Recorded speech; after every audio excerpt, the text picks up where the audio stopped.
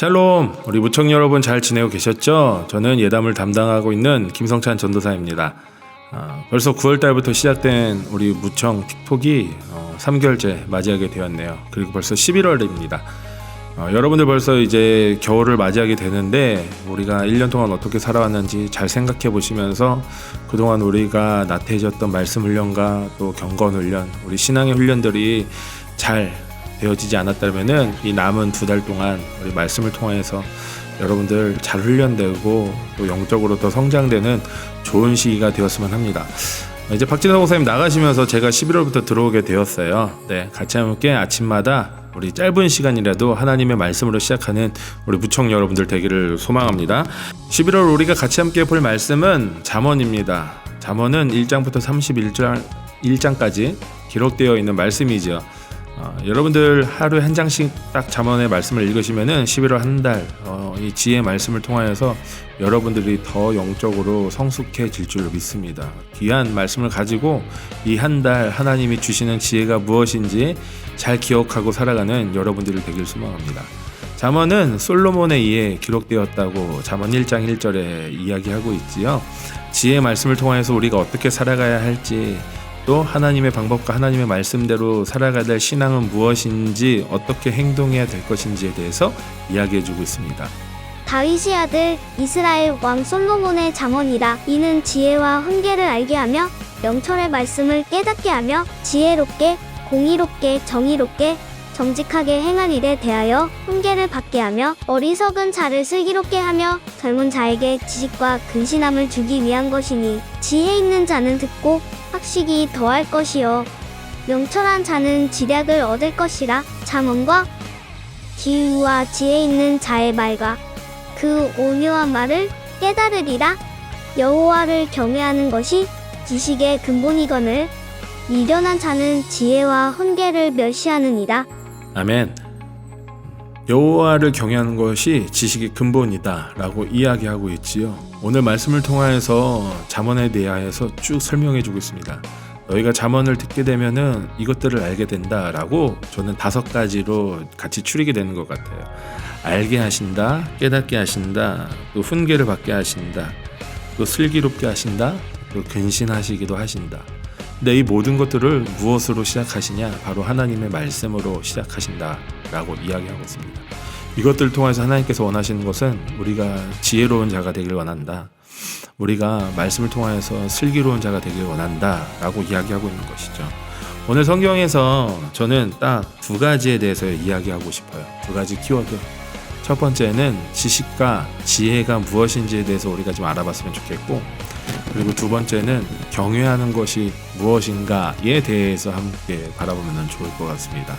자, 그러면 첫 번째, 지식과 지혜가 무엇인지에 대해서 같이 함께 보도록 하겠습니다.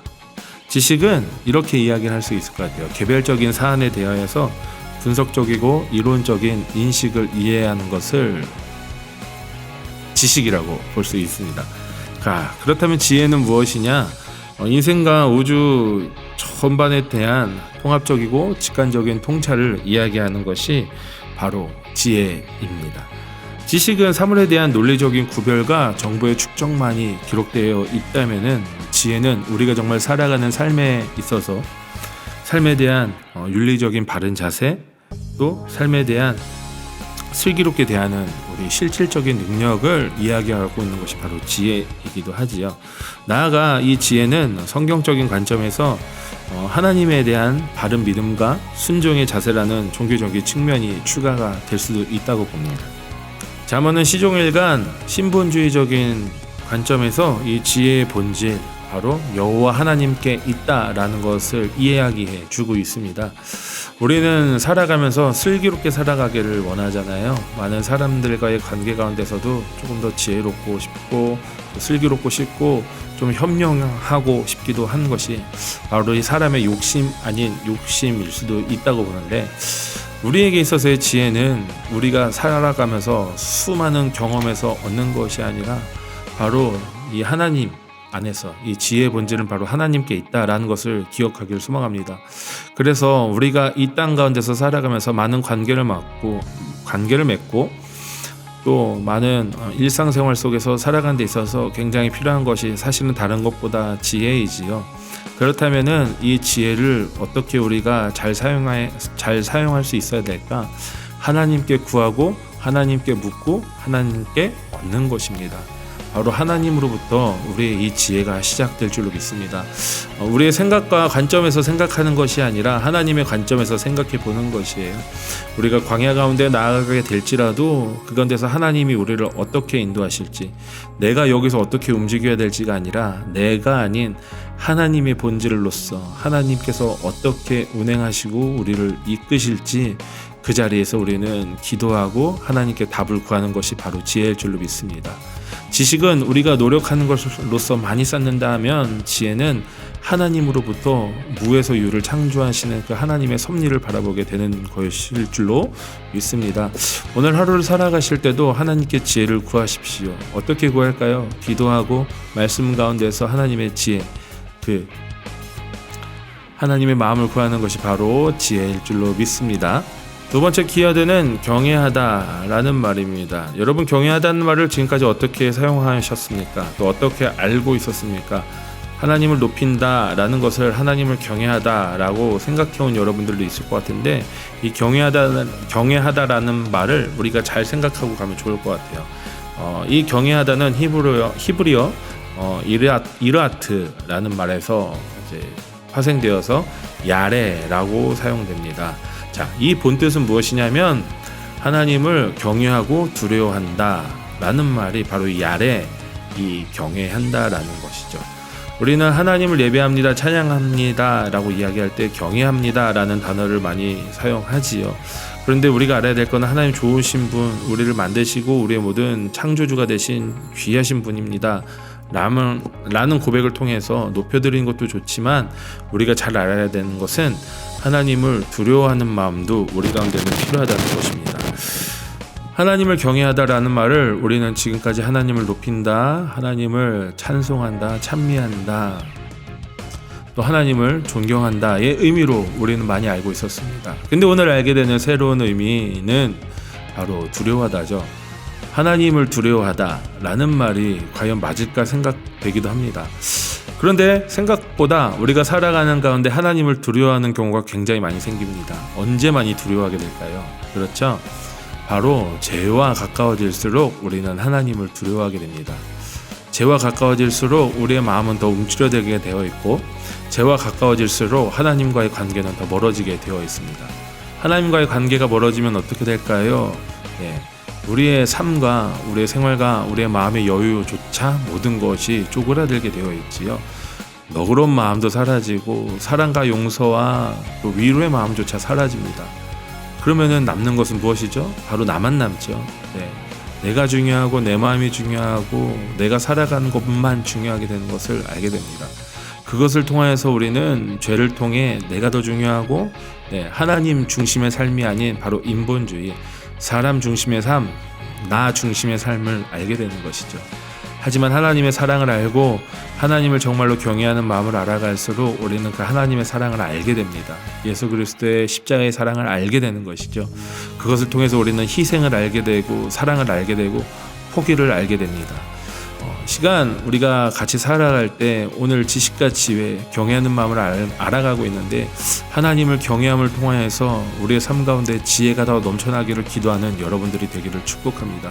이 지혜는 온전히 신앙생활만을 위한 이 지혜가 아니라 우리의 삶 전 영역에 있어서 가장 필요한 것이 바로 지혜이지 않겠습니까?